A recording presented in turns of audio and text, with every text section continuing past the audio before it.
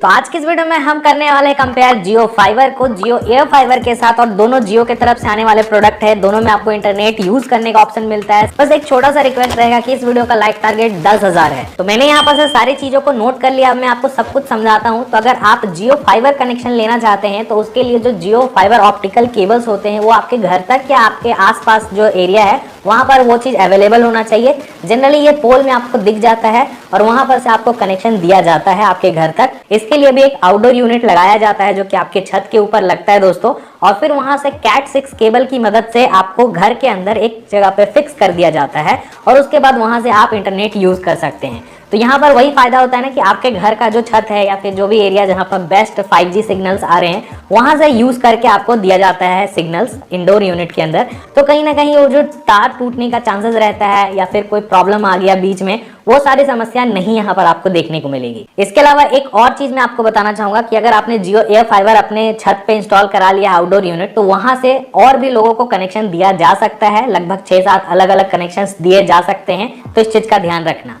अब यहाँ पर से दोस्तों बात करते हैं कि प्राइसिंग का क्या फर्क आपको देखने को मिलता है। तो पहले जियो एयर फाइबर की ही बात कर लेते हैं। तो देखो, जियो एयर फाइबर अगर आप इंस्टॉल कराते हैं तो इंस्टॉलेशन चार्ज ही आपको 1,000 रुपया देना पड़ता है अगर आप 6 महीने का प्लान लेते हैं। लेकिन यही प्लान अगर आप 12 महीने के लिए लोगे तो इंस्टॉलेशन चार्ज जो 1,000 रुपया है उसको नहीं लिया जाएगा आपसे और डायरेक्टली फ्री ऑफ इंस्टॉलेशन आपको कर दिया जाएगा। अब बात करते हैं कि जियो एयर फाइबर में कौन कौन से प्लान्स हमें देखने को मिलते हैं। तो इनका बेस प्लान 30 Mbps से स्टार्ट होता है जिसमें आपको 599 रुपीज पर मंथ देना पड़ता है और इसमें 13 अलग अलग OTTs भी आपको देखने को मिलते हैं। लेकिन इनमें से कोई भी प्लान अगर आप ऑप्ट करते हैं तो 6 महीने का मिनिमम आपको रिचार्ज प्लान पहली दफा लेना ही पड़ेगा अगर आप नए कस्टमर हो। अब अगर आप मुझसे पूछते हो कि मैंने कौन सा प्लान लिया था, तो 599 पर मंथ वाला मैंने प्लान लिया था जिसमें 30 Mbps का स्पीड मिलता है। अब देखो, इसमें मुझे ना 5,240 रुपीज 0.92 पैसे देने पड़े थे और बहुत सारे ऑप्शंस मुझे देखने को मिलते हैं। लाइक यहाँ पर से आप देख सकते हैं सोनी के चैनल्स हम देख सकते हैं, स्टार के चैनल्स देख सकते हैं, जी के चैनल्स देख सकते हैं। साथ ही साथ हम न्यूज को एंजॉय कर सकते हैं दोस्तों, म्यूजिक, एंटरटेनमेंट और भी बहुत सारे ऑप्शन, किड्स के भी ऑप्शन दिए जाते हैं।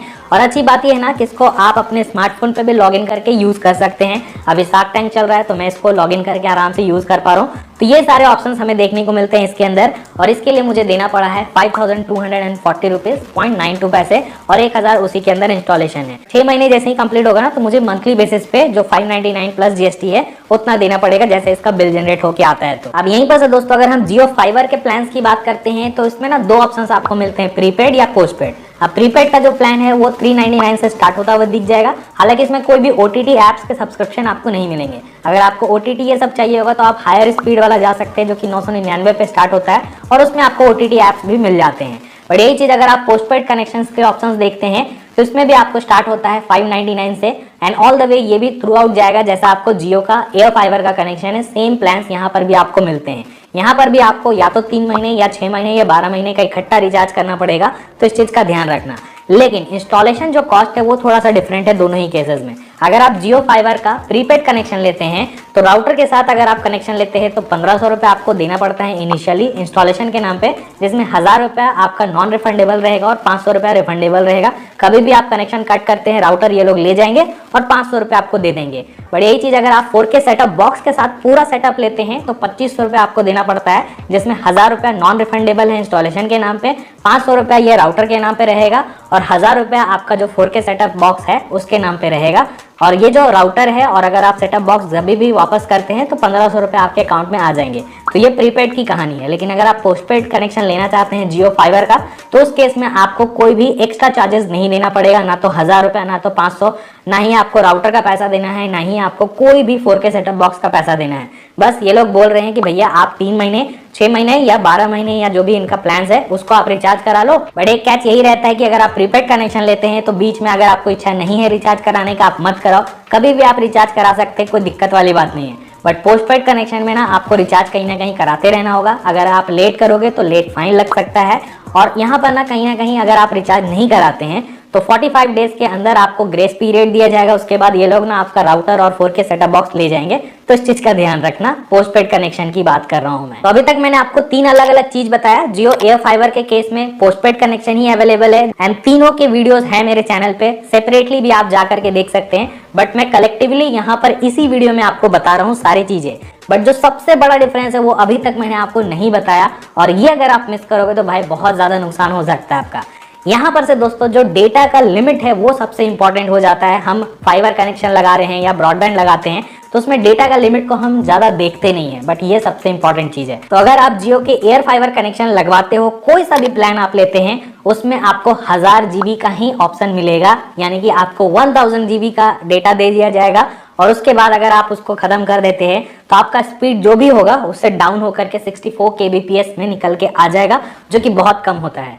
यहीं पर से दोस्तों अगर आप जियो फाइबर का कनेक्शन लेते हैं, कोई सा भी प्लान आप रिचार्ज कराते हैं, आपको 3.3 TB का ऑप्शन मिलता है, मतलब इससे 3 गुना ज्यादा, जो कि काफी ज्यादा हो जाता है। नेक्स्ट, अनलिमिटेड कॉलिंग का जो मैटर है दोस्तों, वो यहाँ पर से मैं डिस्कस करना चाहूँगा।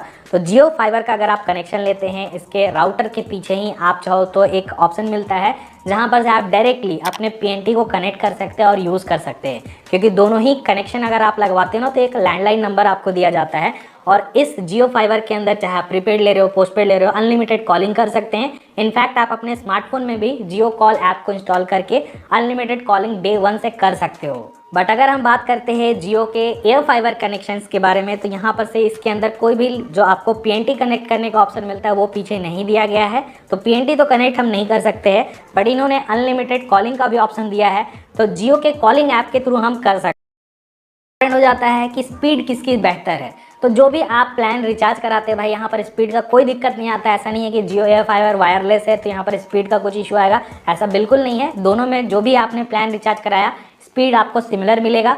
जियो एयर फाइबर के केस में भी पिंग में आपको यहाँ पर से दिखा देता हूँ, इसका स्पीड टेस्ट भी जो हमने 30 Mbps के प्लान का किया था वो मैं आपको दिखा देता हूँ। अब देखो, दोनों को मैं डिफरेंट लोकेशन में भी लगवा के चेक कर चुका हूँ। यहाँ पर से मेरा तो एक्सपीरियंस ठीक रहा है, बट एक चीज़ का ध्यान रखना कि जियो का जो एयर फाइबर है, इसमें मैंने एक चीज़ नोटिस किया है कि 3 महीने के दौरान मुझे ना कभी भी दिक्कत नहीं आई कि भाई वायर कट गया, क्योंकि यहाँ पर वायर कटने का चांस ही नहीं है। और यहाँ पर सर्विस जो डाउन टाइम है वो बिल्कुल देखने को नहीं मिलता है। हालांकि कभी कभी 1-2 बार होता है, दिन भर में 1-2 बार में हो गया तो हो गया, कि कभी कभी अचानक से इंटरनेट नहीं आ रहा है, बट 1-2 सेकंड के बाद फिर इंटरनेट आ जाता है। तो ऐसा मैंने देखा है, इसमें भी ऐसा होता है। बट जो सबसे बड़ा दिक्कत होता है वायर टूटने का चांसेस, वो यहाँ पर देखने को मिलता है। और उसके लिए तो एक SMS आ जाता है कि आज आपका ना इतने टाइम से इतने टाइम में दिक्कत होगा, आपको यहाँ पर इंटरनेट नहीं चलाने का ऑप्शन मिलेगा, और उसके बाद ये लोग ठीक भी कर देते हैं। बट वायर वाला कनेक्शन है ना, तो कहीं से भी वायर अगर कटेगा ऑल ओवर कहीं भी लोकेशन वाइज, तो आपको दिक्कत आ सकती है अगर आपका उससे कनेक्टेड रहेगा। तो यहाँ पर मैंने नोटिस किया है कि यहाँ पर भी दिक्कत आती है, थोड़ा मोड़ा दिक्कत यहाँ पर भी है, बट ये टोटली डिपेंड करेगा कि आप किस लोकेशन पे हो। अगर बंदर ज़्यादा होंगे, ज़्यादा गाड़ी वाड़ी चलता होगा, तो वहाँ पर से टूटेगा अगर वायर, तो यहाँ पर ज़्यादा दिक्कत आएगा। तो इस चीज़ का ध्यान रखना। तो मैंने आपको दोनों ही के बारे में बहुत ही अच्छे से डिस्क्राइब कर दिया। आप देखो, मैं ना 3-4 अलग अलग केसेस के बारे में बात करता हूँ, और आई होप आप में से कोई ना कोई उस केस में आओगे ही। तो देखो, अगर आपके एरिया में ये दोनों कनेक्शन है तो आपके लिए कौन सा बेहतर रहेगा, अगर आप मुझसे पूछते हो तो ऑब्वियसली मैं बोलूँगा कि you should go with Jio fibre, just because कि यहाँ पर स्टेबिलिटी ज़्यादा मिलेगी आपको, यहाँ पर इंस्टॉलेशन चार्जेस ये सब का इशू नहीं आएगा, and I think this is a good option to go with. But अगर आपके एरिया में केवल एक ही कनेक्शन है, या तो ये वाला होगा या तो ये वाला, तो ऑब्वियसली उसमें आपको पूछने की ज़रूरत नहीं है, आप डायरेक्टली वही कनेक्शन लगवा सकते हैं। लेकिन अगर आपके पास दोनों ऑप्शंस अवेलेबल हैं तो गो विद दिस ऑप्शन।